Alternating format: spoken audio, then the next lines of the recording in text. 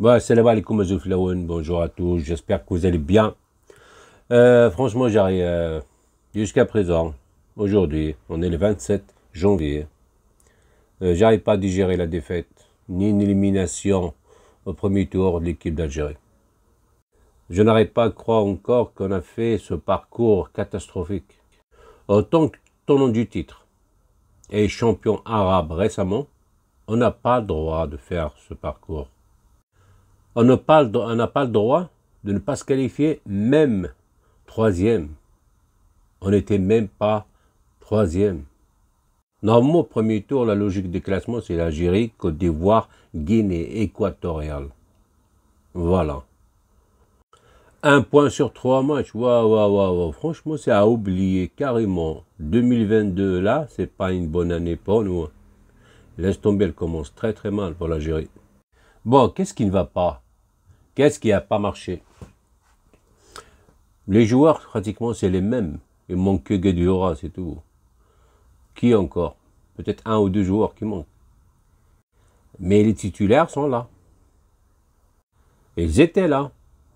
Ce qui a toujours fait la force de l'équipe nationale d'Algérie avec Djabel Belmadi, depuis qu'il est à barre technique, depuis qu'il est aux commandes de la sélection algérienne, c'est l'envie de gagner.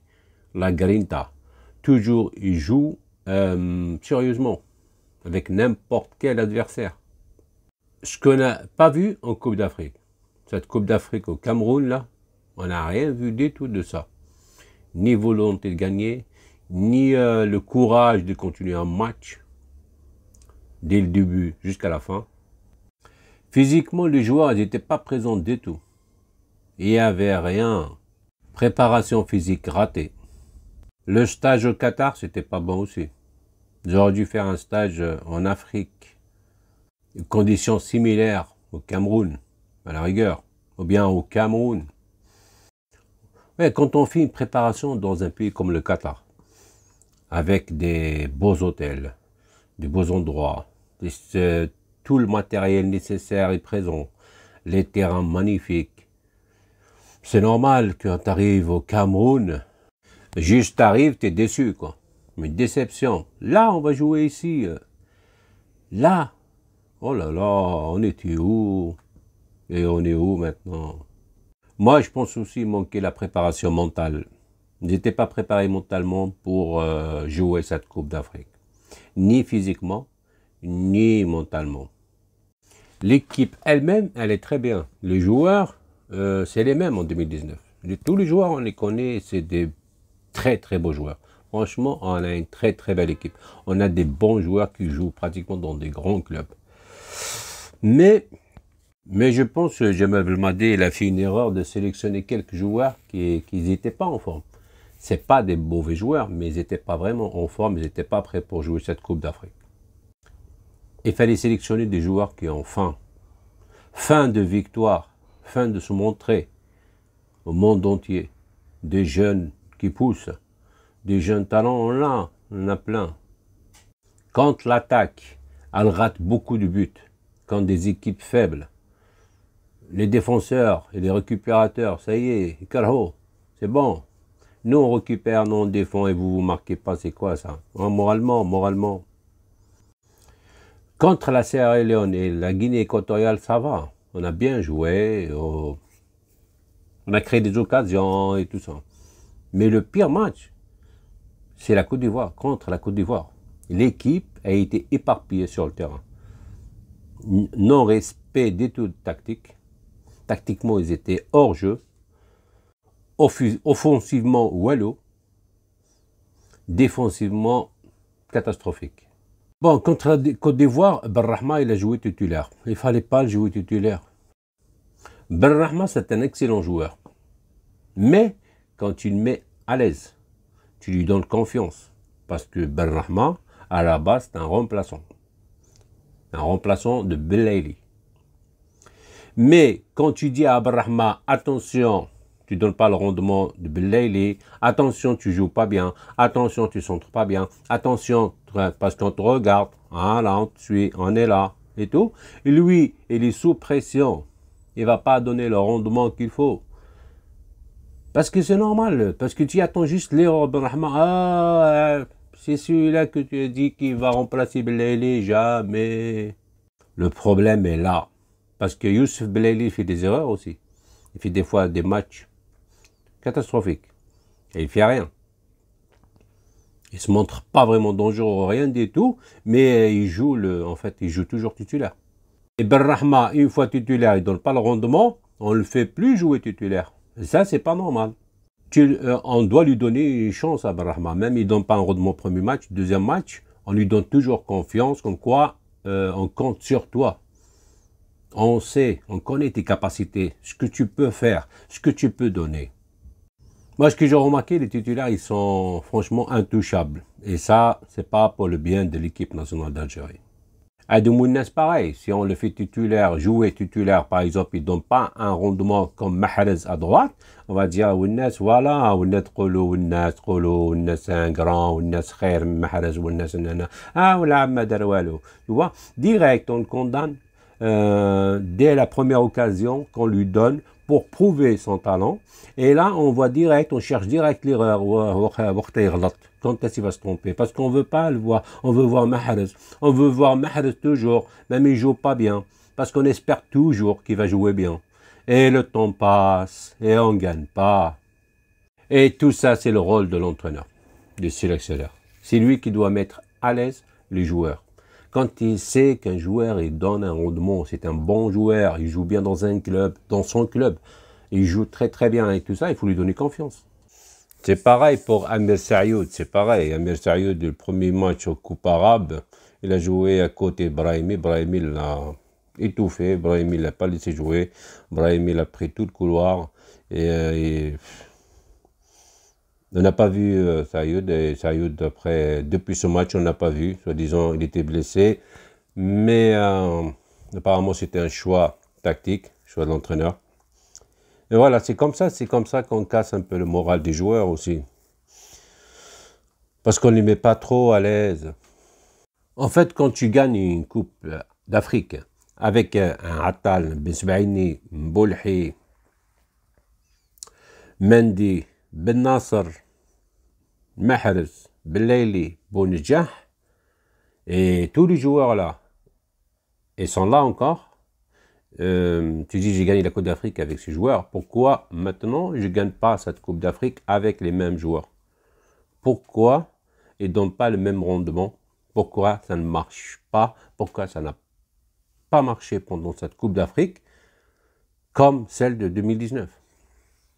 Bah, tu vas me dire les circonstances, le climat, le pays où on joue, le début du stage était déjà retardé. Plusieurs facteurs qui font que cette Coupe d'Afrique ne sera pas réussie. Parce que déjà, ça s'est passé pas bien. On se rappelle tous que 3 journalistes étaient agressés par des Camerounais, le premier jour ou le deuxième jour. Et ce n'est pas un accident. D'après les témoignages, d'après les gens sur place, ils ont dit qu'en quoi c'était pas un accident. C'était prémédité, c'était calculé, c'était vraiment, c'était un coup préparé. Et les joueurs, bien sûr, ils entendent tout ça, et ils sont au courant de tout ce qui se passe. Et le mental, le moral, n'était pas bien préparé pour de mauvaises surprises. En Afrique, pour moi, je reviens, qui a fait défaut pendant sa Coupe d'Afrique, c'est la préparation physique et mentale. Le Cameroun, c'est pas l'Égypte. La CAN 2019 en Égypte, c'était une réussite. Franchement, c'est un tournoi qui passait très très très bien. Au Cameroun, il y a plusieurs choses qui se passent en coulisses, qui est Wallis. Et le président de la fédération n'est pas rodé pour ces tournois, pour ces coulisses. Maintenant, on revient à nos attaquants, à nos 2 attaquants fétiches, Bounedjah et Slimani. On commence par Slimani. Slimani, il prend de l'âge. Slimani, ça fait longtemps qu'il joue en équipe nationale. Quand même, il a donné beaucoup pour l'équipe nationale. C'est le meilleur buteur de l'équipe nationale d'Algérie, de toute l'histoire du football algérien. C'est le meilleur buteur. Franchement, il nous a fait plaisir. Il a débloqué des situations qui étaient vraiment dures. Et lui, il était là. Et il nous a débloqué des matchs. Il a marqué de beaux buts. En Coupe du Monde 2014, il a fait une bonne Coupe du Monde. Franchement, Slimani, on reconnaît bien sûr, on reconnaît tout ce qu'il a fait pour l'équipe nationale d'Algérie, mais il est temps de laisser sa place à d'autres et d'essayer d'autres attaquants. Bon, que dire de Bounjah? On va pas non plus l'enfoncer, parce que tout le monde est unanime à dire que Bounjah, il mérite plus sa place, son équipe nationale. Au moins, cette période, quoi. De laisser se reposer un petit peu, je ne sais pas. Mais Bounjah, c'est un avant-centre. Son métier, c'est de marquer des buts, de ne pas rater, de jouer direct, de viser les buts, de bien se placer et de jouer collectivement quand il faut. Bounjah, franchement, il a eu beaucoup de temps de jeu. Il a eu plusieurs fois sa chance, mais il ne marque pas. Je l'ai déjà dit. Bounjah, en coupe arabe, même des matchs éliminatoires, matchs amicaux, il ne marque pas. Bounjah, on n'a pas besoin. Franchement, pour l'instant, Bounjah, tu restes au Qatar, tu restes dans ton club, tu te reposes ou bien tu te prépares mieux, je ne sais pas. Tu es encore jeune, tu peux jouer encore 2, 3, 4 ans, il n'y a pas de problème. Mais par contre, il faut marquer. Pour l'instant, on va donner la chance à d'autres joueurs. Là maintenant, revenons à Amoura, Mohamed Amin Amoura, cette pipite algérienne, franchement. Il joue actuellement à Lugano en Suisse. Franchement, Amoura, moi je ne comprends pas pourquoi il n'a pas joué. Et il n'a même pas joué contre le Ghana amical au Qatar. C'est pas normal. Et quand tu fais des changements, tu le fais jouer 10 minutes, 15 minutes. C'est comme ça, normalement, quand on veut incorporer un joueur dans des tournois comme ça, prestigieux et tout ça, des grands tournois comme la Coupe d'Afrique, il faut le faire jouer en 10, 15 minutes, surtout quand tu vois des attaquants titulaires, ils ne marquent pas. Ils ne font pas la différence, en fait. Amoura méritait sa place au moins, en deuxième mi-temps, le faire rentrer, je ne sais pas. Tout le monde attendait Amoura titulaire contre la Côte d'Ivoire. Mais moi, je disais toujours que contre la Côte d'Ivoire, c'était un match difficile, un match capital. Beaucoup de pression sur lui. Franchement, non. Je ne voyais pas titulaire. Mais au moins, il rentre en deuxième mi-temps. Mais il n'est pas rentré. Il n'a même pas joué une minute pendant sa Coupe d'Afrique. C'est pas normal du tout. Et là, franchement, c'est pas normal. À la sortie de Belmadi sur Amoura, il a dit comme quoi Amoura, il ne mérite pas sa place au tournoi africain comme celui-là. Il n'a pas encore le niveau parce qu'il joue contre des Haller qui jouent contre le meilleur buteur de la Ligue des Champions. Moi, je ne comprends pas. C'est un peu ambigu ça. Je ne comprends pas. J'arrive pas à comprendre. Il compare Amoura avec un attaquant. Amoura, il joue avec les défenseurs en fait. Il est en contact plus avec les défenseurs, pas avec Haller. Alors, je ne sais pas pourquoi il parle d'Haller, mais je ne sais pas. Pourquoi il a parlé d'Haller déjà? Là, je ne comprends rien du tout cette sortie-là. C'est des déclarations sous pression, je pense. Parce que lui aussi, n'oublions pas que Djebel Belmadi, il n'a même pas 50 ans. Il est jeune encore comme entraîneur. Franchement, il faut lui donner confiance. Il faut le laisser travailler. Mais par contre, il faut qu'il insère du sang neuf. On a besoin. On a besoin de jeunes qui rentrent dans l'équipe. Franchement, on a besoin. Pour le bien de l'équipe nationale, normalement, tu dois faire jouer les joueurs qui sont en forme actuellement. Franchement, ça me fait mal au cœur. On a raté cette Coupe d'Afrique. C'est pas normal du tout. Mais l'Algérie, on sent qu'on dirait qu'elle a laissé son âme au Cameroun. Et en fait, elle a partagé son âme avec les équipes musulmanes, arabes, comme la Tunisie, le Maroc, l'Égypte et même les Comores. Franchement, je profite à féliciter les Tunisiens, les Marocains, les Égyptiens et les Comoriens. Franchement, ils ont joué avec la grinta des Algériens, avec la volonté et l'envie des Algériens, que les Algériens ont perdu pendant cette Coupe d'Afrique. Franchement, pour moi, Djamel Belmadi, il est intouchable. Il est, en fait, on le veut. On veut qu'il reste. On veut qu'il reste. Djamel, on veut qu'il reste parce c'est quelqu'un qui veut toujours gagner, qui veut toujours yarfa al-alam de l'Algérie. Franchement, je soutiens à fond, à 1000%, Djamel Belmadi.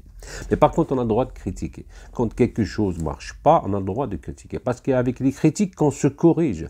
Parce que si tu ne critiques pas quelqu'un, si tu ne lui dis pas ses défauts, c'est quoi et tout ça, et il va se sentir bien, lui. Normal, il n'y a personne qui le critique, il n'y a personne qui lui fait des remarques et tout ça, non. On te fait des remarques pour que tu t'améliores, pour que tu corriges tes fautes. Parce que tu as, comment dirais-je, il y a des sentiments en fait tu veux toujours garder, en fait Djamel Belmadi veut toujours garder cette équipe qui a gagné le 2019 parce qu'il lui voit encore jeune, il lui voit encore, ils peuvent donner, il les voit à l'entraînement et tout ça, il les connaît très bien, même nous on les connaît très bien, ils jouent très très très bien, c'est des joueurs, c'est des bons joueurs. Mais par contre, ils n'étaient pas en forme, il y a des joueurs qui n'étaient pas en forme, il y a des joueurs qui ne donnent pas le rendement, tu le fais remplacer, c'est tout, normal. Tu le fais remplacer, n'aie pas peur. Regarde la Coupe arabe. La Coupe arabe, Ben Ayada, il a joué, il a donné un très très bon rendement. C'était une excellente prestation. Franchement, il faut donner confiance. Il faut donner confiance à d'autres joueurs. Il faut tenter. Il faut avoir le courage. Il faut jouer. Voilà. Et tout, un conseil, franchement, pour le bien de l'équipe nationale d'Algérie, pour le bien de l'Algérie, fais jouer la concurrence. Il ne faut pas compter sur quelqu'un qui est hors jeu. En fait, j'ai fait cette vidéo parce que je suis énervé. J'arrive pas toujours à avaler la défaite, l'élimination, la prestation. Franchement, je suis dégoûté, mais c'est comme ça. On passe à autre chose. Et bonne chance pour les équipes arabes qui restent en cours. Salam, à la prochaine, Inch'Allah.